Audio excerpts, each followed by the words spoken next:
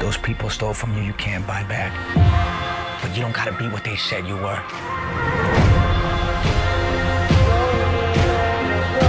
What is it like for you in here? I'm surviving. We'll get your life back.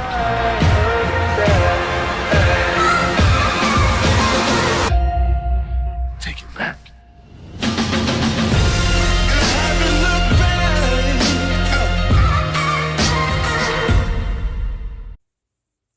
What's going on, everybody? I'm here to do a review for, I guess you can call it the mini-series, When They See Us. And let me tell you right now that this 4-part mini-series was probably one of the hardest things I've ever had to watch as well as review in a very long time. When I first learned that they were making a film, I guess you could say, or a project about the Central Park 5, I was immediately invested.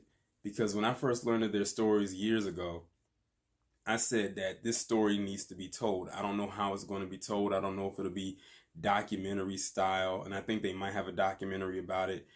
I wasn't sure if it was going to be a movie, whether it was going to be in the theaters or whatever. But I said I need this story to be told, and I wanted to be told in the right way and not leave anything out.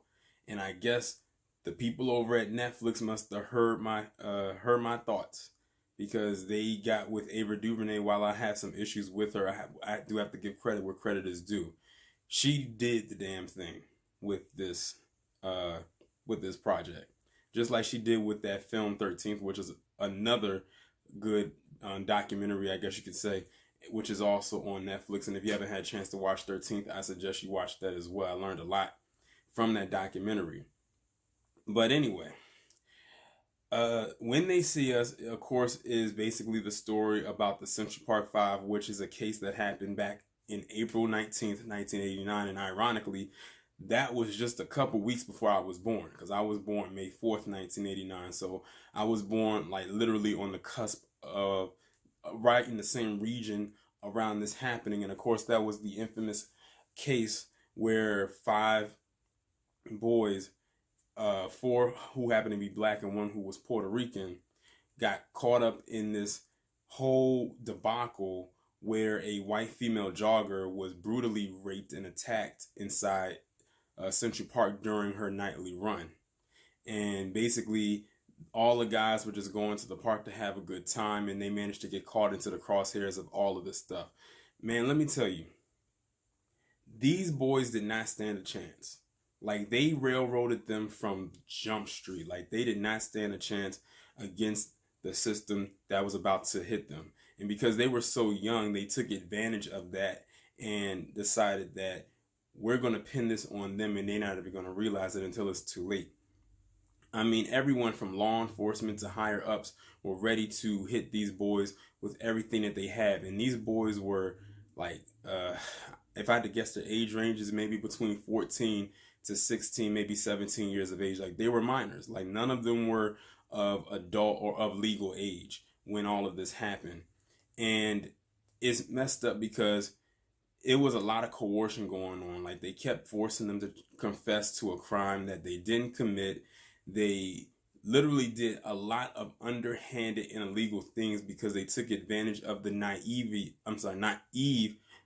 thinking that these boys had, because they were questioning them without their parents around, their legal guardians around, which was technically illegal because they were minors. They couldn't answer. They shouldn't have been should not have had to answer their questions. They didn't have any type of legal representation around them. Like, they did everything completely off script because this was a white woman that got brutally raped, and they decided they were going to pin it on these boys who happened to be not white.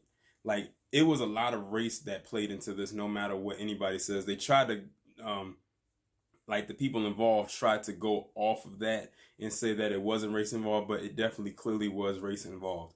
I will say the two characters that I did not like in this movie, one more than the other, was one, the Antron, which was one of the boys in the movie. His dad, he did some grimy stuff in hopes that his son would get off or get some kind of a plea deal. He was basically telling his son, give these people what they want and you'll be able to go home free. So he basically just gave him what they want, which was a confession. So it's like his dad helped him with the coercion process of this, and it was like, what is he doing? Especially since his dad got caught up in the legal system himself, and he thought that he was actually helping his son, but he was actually digging a hole even deeper for his son.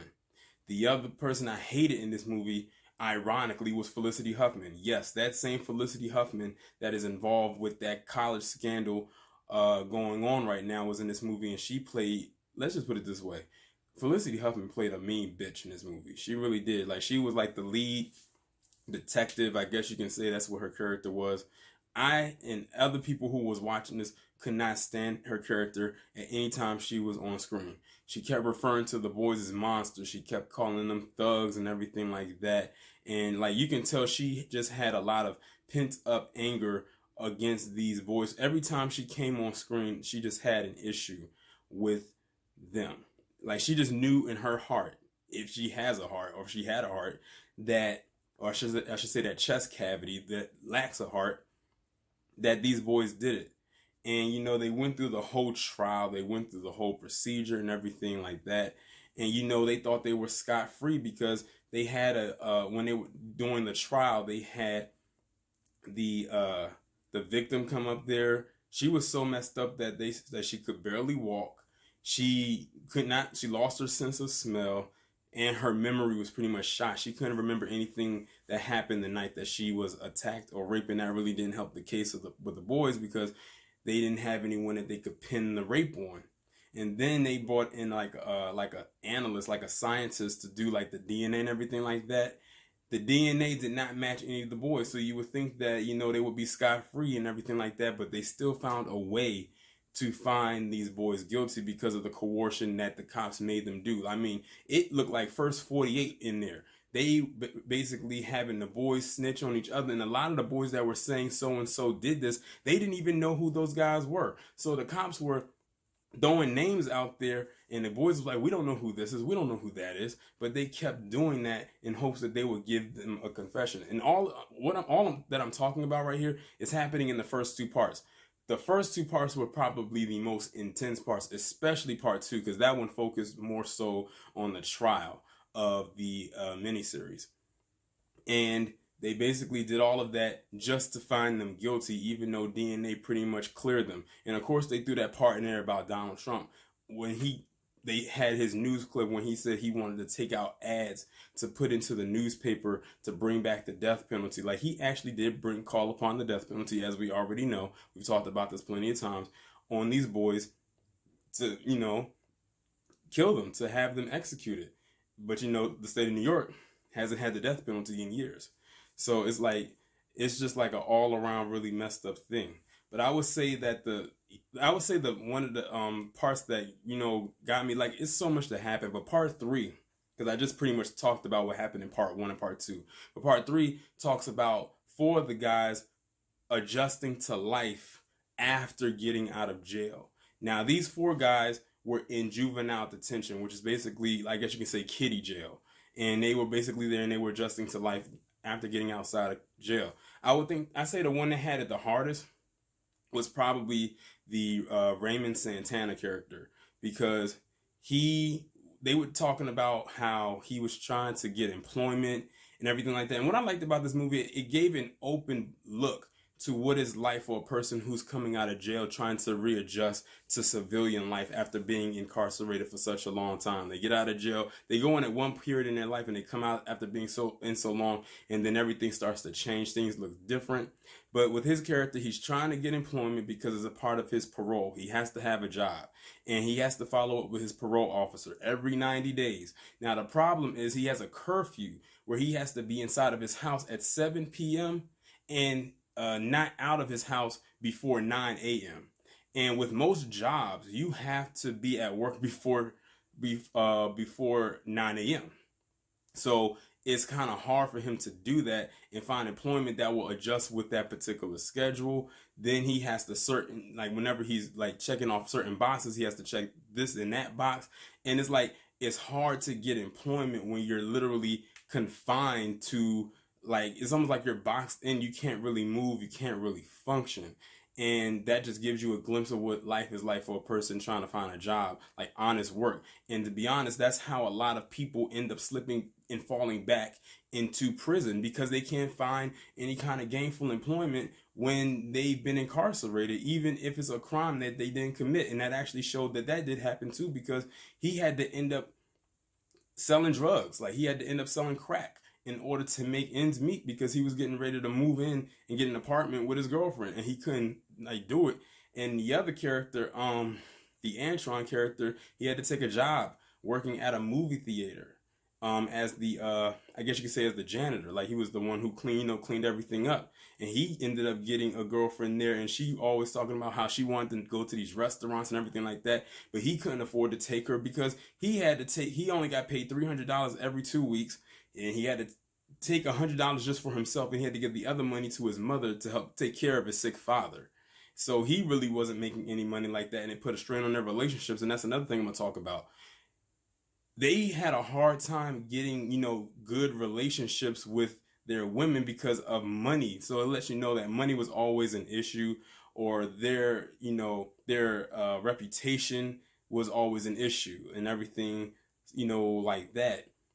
So there's a lot of stuff that goes on, but part 3, that was pretty much part 3. Now part 4 was a doozy. Now this part right here focused more so on the Corey character, the Corey Wise character. And when I was looking at it, I said he was like Khalif Browder before we knew Khalif Browder. And when I say that, he was the only person of that group that did not go to a juvenile detention center. He got sent to maximum security prison with hardened criminals, and he was only 16 when he went in. So he was literally the youngest inmate. Sorry about that. He was literally the youngest inmate that was inside of that particular prison. And he went through a lot. I'm talking about threats, getting beat up, getting stabbed. He almost died. Like, he got shanked. He almost died. And, he really had no friends. And he was always scared. Like, you can really feel the actor who played him. You can really feel the raw emotion that was coming from him in those scenes that he was in. Like, he was literally the star of part 4. Like in part 1, they all shared scenes. Like, because they basically transitioned them from being teenagers to adults. The boys did their thing together in part 1. They did their thing together in part 2. Part 3 was just the 4, but part 4 would just belong really to him the entire time until they came together at the end of the movie when they got exonerated of all the charges and whatnot. But he went through a lot. I mean, a lot. And he got transferred like 3 times to 3 different maximum security prisons. Every time he went to a parole hearing, and they kept asking him, "Are you ready to admit to the crimes you have been accused of?" And he would always say no. What I liked about his character is that he stood to his guns. He stuck to his innocence. He did not say that he did what he did, what they accused him of, because he didn't do it. So he said, and one time when they was asking him, he said, "Hey, your parole hearing is coming." He said, "I'm not going." He was doing push-ups on the bed. He asked him, "What's your parole hearing is about to happen? Come on." And he was like, "No, I'm not going." He said, "I'm going to max it out because I'm not." He says, "I'm not. If they don't want to hear my truth, I'm not going to give them my energy." I said that was a very powerful line, and I don't even like that line, that phrase, "live my truth." But in this instance, how it was written and for this movie, for this miniseries, I'll accept it, because he wasn't about to like say this and he didn't do it. And it's a good thing that he held on to it. He held on to his innocence. And not only that, but he was the only one that stayed in prison for the longest. All the other guys pretty much got out around the same time, which was like the early 90s and something like that. He did not get out until after the confession of the actual rapist, which was in 2001. That's when he got out, in 2001. So he's been in jail since 1989. And he stayed in the longest, and he was the last to get out. But he stuck to his innocence. He knew that he wasn't, that they weren't going to do anything to make him confess and say that he did something that he did not do. And then in comes Felicity Huffman's character again. And this is what's really going to make you hate her, because now, after all of that happens, the last few minutes of the movie goes back to the legal side of things, where they finally get the person who confessed to the actual attack, and the actual rape of that jogger. And they start putting all the stuff together, and they go back and they talk to the cops that were involved in the beginning in part one. And basically these cops are just pieces of shit, because they said, well, that just means he's the sixth guy. No, he was the guy that actually did it, and he acted alone. Like, they took DNA, they swabbed his mouth, they got under his fingernails, they took a blood sample. All of the stuff went back to just him. They even said in the courtroom, in the trial, that DNA did not come from the 5 boys. We all heard it, but the DNA came from the guy that confessed. But they were determined to say that he was the 6th member, and the reason why they kept saying it is because they didn't want to look like fools, and they knew they were wrong, but they didn't want to look wrong in the eyes of the public. They cared more about their reputation than the actual law. They cared more about their reputation than the actual truth. So that's why I did not like Felicity Huffman's character, because one of the women was sitting down with her, and she was telling her about that, and she kept saying, well, that just means he's the 6th member, or the 6th guy in the group, or he was the one that did it, and the other ones was just covering for him, and they took the fall for him. Like, they were not trying to hear that. But at the end of the day, the best part of the movie was when Corey's mother, played by Niecy Nash, calls him on the phone and tells him that he's coming home. She said that the guy confessed, and then that's when all the news on the airways and everything like that went out and said that all the guys were exonerated. They got on the phone, called each other, and they all came back to New York. And then that's where they stood. And then there was a big crowd of people. And in 2002, the Central Park 5 finally got exonerated of all the charges that were placed upon them. They can basically move freely now, and they have been moving freely since then. I actually follow a few of them on Instagram. Some of them do have social media. I think all of them do. And they're all doing very successful. A lot of them have moved away. Like, I think many of them live in Atlanta now. They started their own businesses. They've gotten married. They have families. I think only one still lives in New York. But they're all pretty much doing pretty well now. And they got a $41 million settlement, which is the largest settlement that the state of New York has ever paid out. And they had to pay that much money because, well, they're going to split it 5 ways. It's not like 40 million is all going to one person. But still, like, they had to give them some kind of restitution for all that they have been through for all of these years. Like, you talking about something that happened when they were teenagers in 1989, and they did not truly get their, I guess you can say, freedom until 2002. We're talking like damn near 2 decades. So, you know, a decade and a couple years. So it's like, it's weird how all of that happened, but I'm glad that they're all living, you know, I guess you can say their best life today. They really I'm sure they still do a lot of interviews talking about it. And, you know, with the movie just coming out, they're still talking. I'm glad that they're still able to tell their story. I'm glad that the story is getting put out there. But this story right here just proves that this system doesn't give a damn about black men, black boys, black males, period. They don't. Even all the way back then. And it showed. Their whole mission the entire time was just to get any person who was not considered white. Like, they just did not want to be wrong when the person ended up confessing, because that would have blew the lid off of this entire case. And he confessed in 2001, because it was after 9/11 when it happened. And they didn't want to look like fools, but they pretty much look like that now. But this was my review of When They See Us. Excellent, and I do mean excellent movie. I can see them probably getting some nominations, most definitely, and probably winning some as well. It was a very well put together miniseries. All the actors did very great. I'm not even gonna lie, I teared up a little bit, and at the end when they all got exonerated, I cried. I can admit that I did, because it's like you can breathe. It's like you know what's gonna happen, but seeing it play out, you know, on your screen is like totally different, because we weren't there. We didn't know what the entire process was with all of this happening. And I'm glad that this story was finally told after so many years, and everyone can see it for themselves. I would highly recommend that you do watch this movie. It's called When They See Us. It is on Netflix, so it's not like you got to go out and see it. It's always going to be there, and you can pull it up. Of course, I don't have Netflix, and that almost hindered me, but good thing I have Fire Stick, and that's how I was able to watch it. But if I had to give this movie a rating, a grade rating, it would definitely get an A+ for me. It was very good. I really enjoyed it. But y'all let me know what y'all think about the review down in the comments. Like, share, subscribe. I will talk to you in the next one.